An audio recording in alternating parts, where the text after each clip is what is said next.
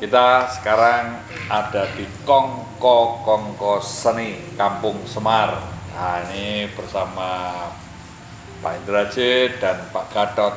Nah, kita seringkali membahas tentang masalah seni budaya, tentang seniman yang tidak selalu mendapat perhatian atau bahkan mungkin dilupakan walaupun karyanya ini luar biasa, atau bahkan diberi penghargaan, diberi suatu apresiasi ruang, tapi seakan-akan hanya sampai sebatas seremonial.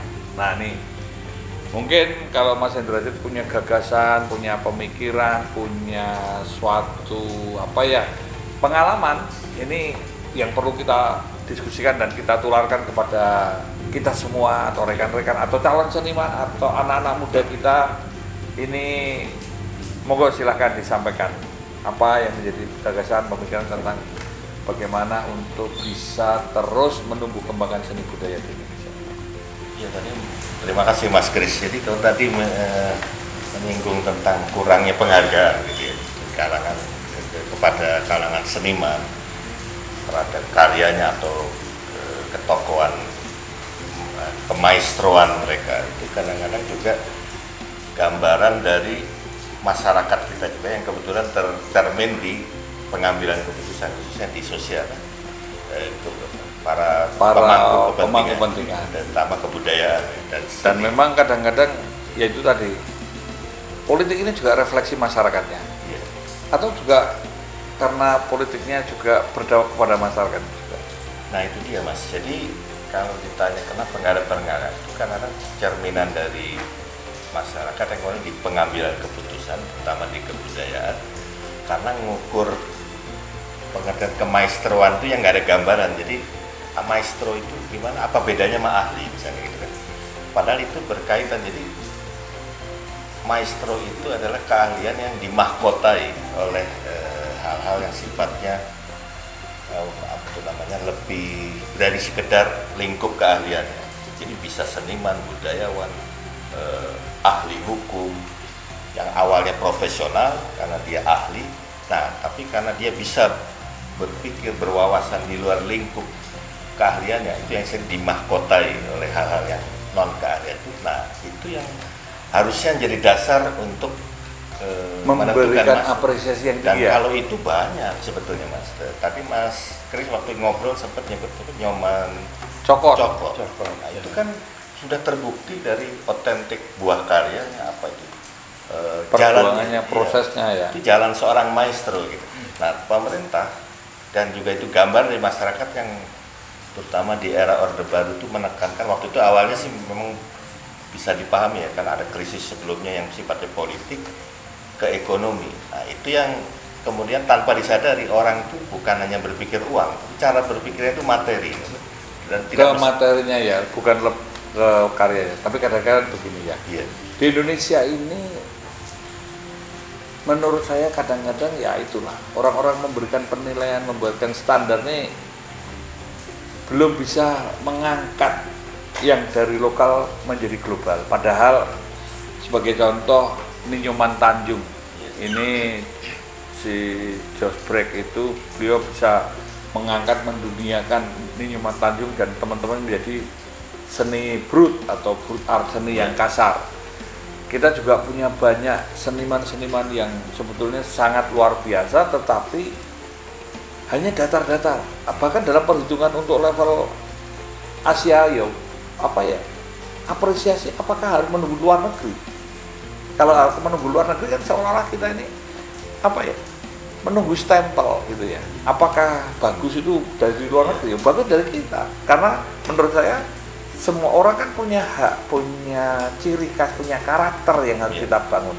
Nah sebetulnya kalau tadi menurut Mas Hendro yang panjang lebar, wah lah Indonesia itu sangat banyak yang bisa dikemas karena pengemasan yang kurang gitu. Banyak sekali. Nah itu yang saya lihat, orang-orang yang di jalan legenda atau maestro itu harusnya yang jeli, itu malah orang yang dari luar lingkup seni atau budaya itu sendiri. Nah itu kelebihan di negara-negara maju, bukan karena ini persoalan global lokal. Mereka juga banyak orang-orang seniman atau budayawan atau karya-karya di sastra, nggak hanya di lukis ya, di seni rupa, itu banyak kepekankan, contohnya para kritikus yang pada dasarnya wartawan seperti Mas Gatot gitu kan. Itu yang sering jeli, ini potensially seorang maestro loh. Nah itu kayak gitu, terus publik karena wibawa dari sang kritikus itu, oh iya juga ya. Nah itu bisa menyadarkan atau setidaknya menemukan ini telur Raja Wali, bukan telur ayam, yang tidak hanya jadi ayam kampung gitu ya. Ini Pak Gatot. Pertanyaannya Mas Kris, kenapa itu bisa gitu? Berarti peradaban bangsa di negara-negara maju itu, walaupun mereka juga banyak hal yang krusial sekarang, itu peradabannya masih sehat. Peradaban memang harus sehat ya. Karena peradaban itu tidak sehat atau pemikirannya cupet, kalau orang Jawa bilang gitu ya. Cupet itu kurang sesendok, ya nggak bisa untuk ngikat karena kurang. Nah ini Pak Gatot, monggo. Silakan pendapatnya apa? Menarik sekali ini tema diskusi malam ini. Jadi saya katakanlah pengangkatan seorang maestro dalam hal apapun gitu, terutama mungkin dalam hal seni ya, itu memang harus frame-nya harus jelas, aturan-aturannya harus jelas. Jangan sampai pemerintah itu geragapan dulu setelah karya seorang seniman Indonesia dihargai di luar negeri baru geragapan kita, ya kan? Ternyata misalnya seorang Cokot karyanya di luar negeri sudah banyak yang mengoleksi, istilahnya diapresiasi tinggi. Nah, kita utusan kebudayaan ngelihat, loh kok Cokot di luar negeri dihargai, baru kita geragapan. Nah, kayak kebangun kesiangan. Nah, menurut saya memang penentuan itu perlu di standarisasi dalam arti menuju kepada sebuah refleksi karya yang memang pantas disebut ini karya yang berbobot, bermutu, dan memang sudah pantas disebut. Harusnya juga mencari atau menilai ya. Jangan cuma ngapalkan yang sudah ngetop saja. Betul, ya. Betul, ya. Tapi saya setuju itu.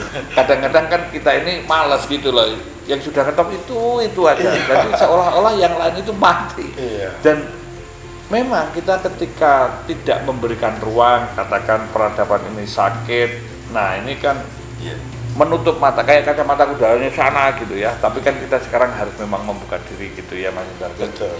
Dan ini mungkin sekarang kalau pengalaman Mas Indra melihat, menilai,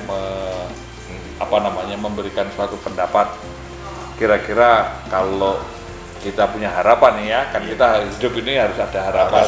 Nah, untuk pengembangannya gimana?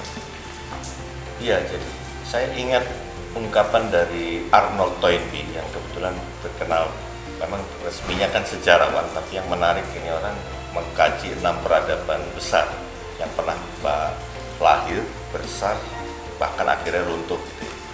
Nah, salah satu studinya yang menarik yang itu membuat dia merenung dan kontemplasi. Salah satu yang akhirnya runtuh kan Mesir kuno. Padahal awalnya jaya. Menurut dia bukan persoalan keruntuhannya yang biasanya ditandai kalau nggak disintegrasi sosial, disintegrasi nasional. Artinya negara pun bisa runtuh. Tapi proses menuju ke sana itu kayak orang dying kayak sekarat. Itu yang beliau sebut pembekuan masyarakat, fosilisasi masyarakat. Nah, itu yang ngeri.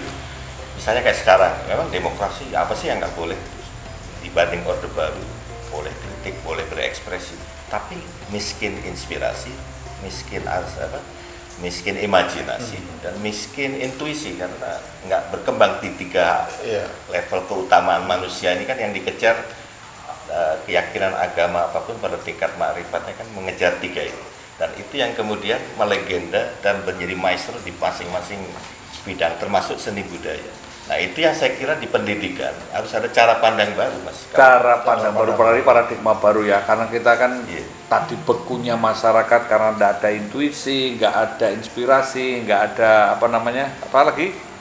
inspirasi. Jadi kita semua melihat suatu peradaban, jangan sampai kita ini runtuh, atau boleh dikatakan karena kita nggak peduli, kita nggak peka, kita nggak mau cawe-cawe, tidak mau mendialogkan. Karena ini sebenarnya harus didialogkan, karena mungkin penyadaran ini pada lembaga pendidikan sekarang kita ada paradigma baru. Tadi Mas Hendra mengatakan ada cara pandang yang baru, ada pendekatan yang baru.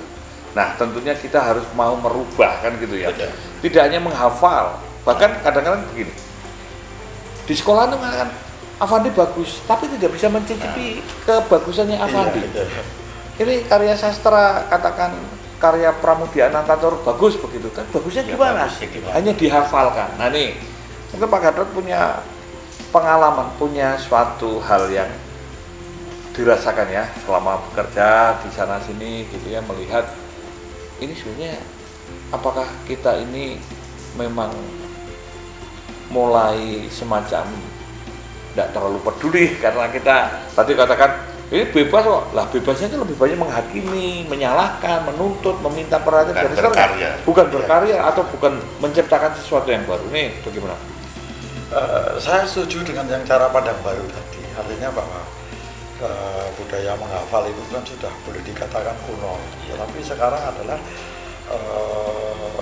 perkembangan cara pikir baru. Ya. Mungkin untuk lebih kepada kecerdasan intelektual, kecerdasan hati juga. Artinya si anak ini harus diajari menganalisa, ya kan? Merasakan karya seni misalnya seperti itu. Ya kan? Misalnya begini, ada anak SD di sekolah SD itu saya pernah melihat bahwa mereka disuruh bawa biji kacang hijau. Kacang hijau itu ditanam di sebuah kapas yang setiap hari harus ditetesin air. Nah, perkembangan itu harus dicatat setiap hari sampai dia tumbuh menjadi tunas, sampai menjadi tauge. Nah, itu bukan menghafal, tapi itu sebuah analisa. Nah, saya pikir anak-anak sekarang memang harus begitu. Dalam hal seni pun saya pikir harus begitu. Kenapa Avandi kok bagus, kok pakai tangan perototan kok bagus? Nah, tetapi di situ ada semacam, menurut saya kalau di dalam seni, semacam pihak ketiga kuratorial atau kritik seni yang bisa menjembatani untuk memahami, merasakan, merenungkan sebuah karya seni. Nah, saya pikir begitu Pak. Ya, memang perlu menganalisa. Oke, menganalisa ya, tapi memang menganalisa itu sebetulnya perlu imajinasi. Iya.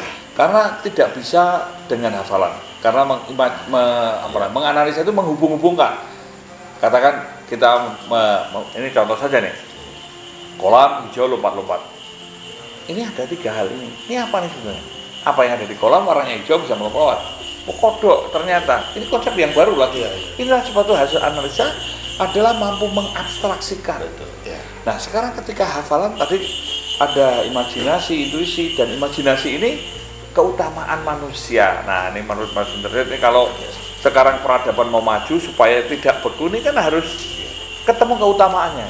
Nah, ini menyambung Mas Gatot tadi yang soal cara pandang baru pendidikan. Ini kan kalau saya lihat keutamaan manusia tadi itu begini. Pikiran yang tercerahkan, inspirasi. Perasaan yang tercerahkan, imajinasi. Nah, kehendak yang tercerahkan, intuisi. Nah, ini harus dijadikan dasar output di pendidikan kepada para siswa atau pembelajar. Nah, sebab kalau tidak, itu tadi mungkin dia lulus S1, jangankan S1 bisa S2, S3, tapi tidak masuk kriteria itu, akibatnya apa? Ada ungkapan lain. Seringkali kita melihat tapi nggak mengetahui, akhirnya nggak ada temuan juga, lewat. Bisa membaca tapi tidak ngerti apa yang dibaca. Bisa begitu. Atau sebaliknya, mengetahui, tahu ya tadi itu kan soal kacang hijau termasuk seniman nama-nama, tapi tidak ada dorongan untuk mendalami itu, sekedar tahu tapi tidak mengenali. Jadi melihat tapi nggak mengetahui tapi tidak mengenali. Nah, itu kelebihan, makanya banyak temuan-temuan di bidang humaniora atau bahkan ekonomi, bahkan juga ilmu pasti, termasuk Einstein. Itu kan karena bukan sekedar dia nalar pikirannya. Banyak yang fisikawan juga waktu di era Einstein, tapi kenapa seorang Albert Einstein menemukan E sama dengan MC kuadrat? Itu di aspek imajinasi, bukan sekedar pikiran yang kemudian, tapi karena imajinasi, apa yang dia baca itu walaupun sumber sekunder, bukan karena dari penelitian lapangan, bisa temuan juga gitu. Betul. Nah, ini Menemukan ya, berarti harus menemukan. Kita juga bisa menggabungkan antara intuisi, imajinasi, dan inspirasi. inspirasi tadi sama-sama bisa menjadi satu kesatuan. dan kita pas menemukan. nanti ahlinya di bidang Nah, apa gitu. kadang-kadang memang kita ini hanya mengagungkan cara, bukan mengagungkan pada pencapaian tujuan Pencapaian. tadi. Sehingga orang-orang kadang-kadang belajarnya itu ya sudah sekedar mengikuti. Ini contoh saja nih. Iya. Nah, kamu belajar, ya Pak, kamu sekolah ya? Ya. Dia belajar dari sekolah ketika nilainya 4,3, bapaknya marah. Kenapa kamu nilainya 4,3? Kan perintah bapak cuma untuk belajar dan sekolah. Jadi tidak menemukan rohnya, Ya, tidak menemukan jiwanya. Nah, ini Pak Gatot punya pendapat bagaimana nih untuk menemukan jiwa supaya apa tadinya kita ini jangan hanya sia-sia lewat waktu Ya. aja begitu. Saya ini pengalaman di saya mendidik anak ya. Iya. Anak saya kebetulan ada yang di Gonzaga, Pangudi Luhur. Iya. Itu sekolah-sekolah swasta itu mereka ada pelajaran life in, dan anak saya mengalami itu. Iya. Saya tanya, loh, kamu di keluarga mana? Saya di keluarga petani, Pak. Dan guru tidak boleh menemani, tapi memantau.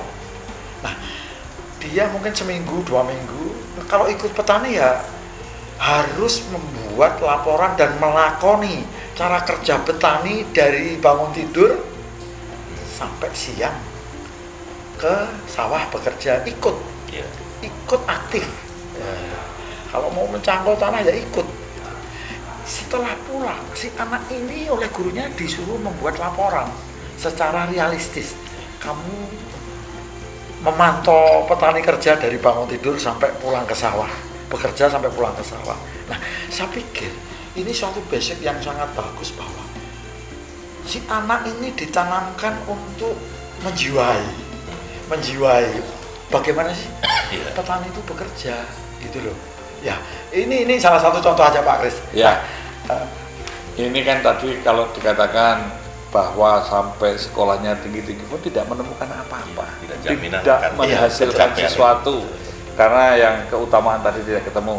Ini Pak Gatot ceritakan menjiwai, menemukan dan bisa merasakan. Jadi artinya memang seni budaya ini bukan sebatas hal yang sederhana, tapi memang juga jangan dianggap sulit menurut saya. Lakukanlah dengan kecintaan, dengan menemukan passionnya begitu. ya, Dan nggak melulu di seni sebenarnya. Nah, betul, tidak hanya di betul. sini. Dalam bidang hal apapun itu. Iya. Sebenarnya hidup ini juga seni, Ya. dialog, budaya nih. Karena menurut saya kita ini harus memikirkan masalah peradaban. Iya. Karena seni budaya ini adalah pilar-pilarnya peradaban.